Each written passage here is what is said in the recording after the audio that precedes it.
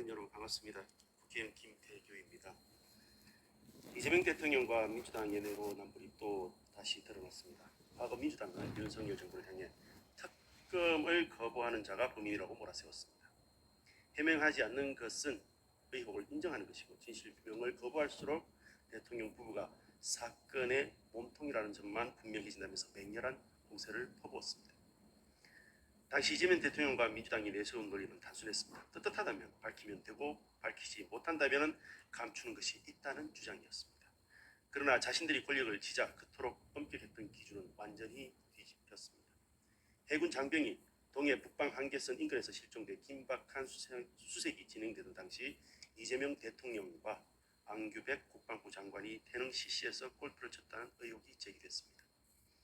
현장 목격 제보가 이어지는 가운데 사고 당일 태릉 CC 주말 핵심 시간대의 4차례 티타임이 약 30분간 연속으로 비어 있었던 사실도 확인됐습니다. 그런데 청와대는 비공개 일정이라 확인하기 어렵다며 대통령의 행적을 밝히지 않고 있습니다. 국방부 역시 해당 시간대를 비워둔 경위에 대하여 답변이 제한된다며 설명을 거부하고 있습니다. 과거 민주당의 논리대로라면 지금의 침묵과 자료 공개 거부야말로 의혹을 키우는 행위입니다. 야당일 때는 해명 거부를 범인의 증거처럼 몰아붙이더니 정작 자신들이 답을 해야 할 차례가 되자 비공개라는 방패 뒤에 숨고 있습니다. 비판할 때의 기준과 책임질 때의 기준이 어떻게 이렇게 다를 수가 있습니까? 타인의 해명 거부는 곧 엄폐라고 단정하면서 자신들의 침묵은 비공개 일정이라는 이유로 정당화하는 것은 명백한 자기 모순입니다. 이번 사안은 대통령이 골프를 즐겼느냐는 단순한 문제가 아닙니다. 우리 장병의 생사가 걸린 긴급한 순간에 국군 통수권자는 언제 보고를 받았고 어디에서 무엇을 했으며 어떠한 지시를 내렸는지를 묻고 있는 것입니다. 국민들은 묻습니다. 야당일 때는 해명 거부를 엄폐라고 규정하더니 권력을 잡은 뒤에는 왜 비공개라는 말로 책임을 회피하려 합니까? 자신들이 요구하는 자료는 반드시 공개해야 하고 야당이 요구하는 자료는 숨겨도 된다는 것입니까? 이재명 대통령과 민주당은 더 이상 선택적 원칙과 이중잣대로 국민을 기만해서는 안 됩니다. 과거 자신들이 했던 말에 최소한의 책임이라도 지려면 7월 12일 대통령과 국방부 장관의 시간대별 행적과 사고, 보고, 지시, 내역, 태릉 CC 예약 출입 기록을 국민 앞에 투명하게 공개해야 합니다. 다음은 보안수사건과 관련되어서 말씀드리겠습니다. 보안수사건 폐지와 관련해서 말씀드리겠습니다. 한병도 원내대표가 어제 보안수사건 존치 주장은 정치검찰과 국민의힘의 결탁의 증거라고 했습니다. 국민의 안전을 걱정하는 것이 결탁입니까? 그렇다면 그들이 말하는 개혁의 현장이 어떠했는지 지난 이틀간 법사위 법안심사 소위에서 제가 겪은 그대로 국민 여러분들께 말씀드리겠습니다. 그제 소위에서 안건을 미리 좀 알려달라는 요청에 돌아온 것은 경험을 더 쌓으라는 비아냥이었습니다. 그리고 어제 회의장에 들어서고 나서야 안건이 또 바뀌었다는 통보를 받았습니다. 특검법을 논의하기로 했던 자리가 예고도 없이 보안수사권 폐지를 다루는 자리로 바뀌어 있었습니다.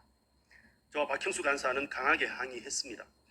이런 식으로 심사를 하는 것이 이런 식으로는 심사가 아니라 통과 욕식 행위일 뿐이니 예정된 안건부터 정상적으로 진행하라고 거듭 요구했으나 제대로 된 답변을 듣지 못하고 결국 회의장을 나올 수밖에 없었습니다.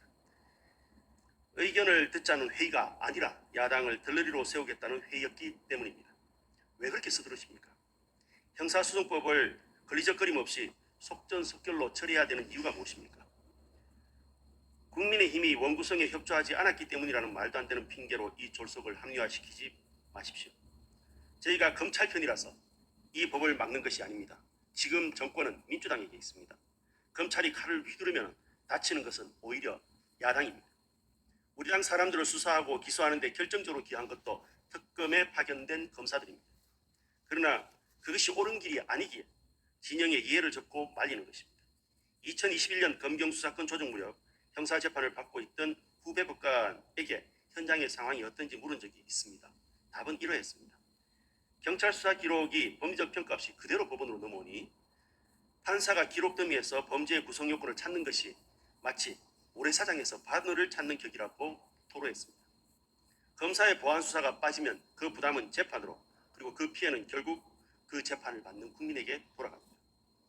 정부는 견제와 균형을 말합니다. 그렇다면 묻습니다. 경찰의 인력은 14만 명입니다. 검찰은 수사관과 일반 직원까지 다 합쳐야 겨우 10,000명 남짓입니다. 10,000명이 법률로서 수사를 통제하는 그것이 과연 괴물이 되겠습니까? 14만 병력이 견제 없이 독자적으로 판단한다면 오히려 이것이 괴물이 될 위험이 있지 않겠습니까?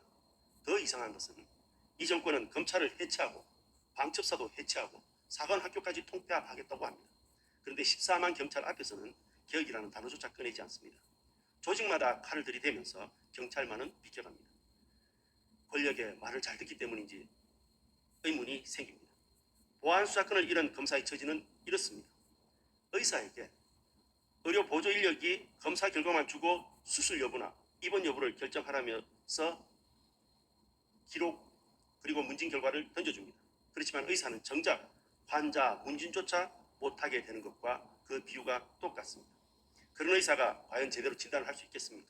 서류만 보고 기소하라는 검사가 제대로 판단할 수 있겠습니까? 돌아보면 수순이 있었습니다.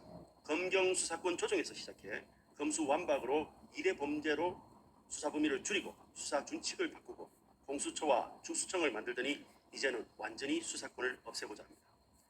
낙타가 텐트에 코를 들이밀듯이 조금씩 밀고 들어와 끝내 검찰 제도 자체를 걷어내는 것입니다. 수사권을 다 빼앗긴 검사를 공소청으로 이름만 바꾸어 남겨두는 것은 사실상 검사 제도의 폐지입니다. 영국은 검사 없이 변호사에게 소출을 맡겼다가 도저히 안 되겠다 싶어 검사 제도를 만들었습니다. 우리는 그 역사를 거꾸로 긋고 있는 것입니다. 수사와 기소의 분리가 그토록 정의라면 하나만 답을 하시면 됩니다. 특검은 왜 수사와 기소를 분리하지 않습니까? 제가 법무차관에게 이렇게 물었더니 돌아온 답은 이러했습니다. 효율적이기 때문입니다. 그렇다면 국민의 일반 사건에서는 왜 비효율을 감수해야 합니까? 자기들이 쓰는 칼에는 수사와 기소를 한 손에 쥐어주고 국민들의 사건에는 분리가 정의라고 말합니다. 그 모순을 답할 수 있습니다. 왜 이렇게까지 하는 것입니까? 저는 검찰에 대한 정치 진영의 복수심 말고는 달리 설명한 길이 없다는 생각입니다. 대한민국의 판사와 검사 대부분은 법과 원칙에 따라 성실하게 일하고 있습니다. 어느 조직이든 썩은 사과 한두 개는 있게 마련이고 그것을 도려내면 될 일입니다. 빈대 한 마리 잡자고 초과 참관을 태울 수는 없습니다.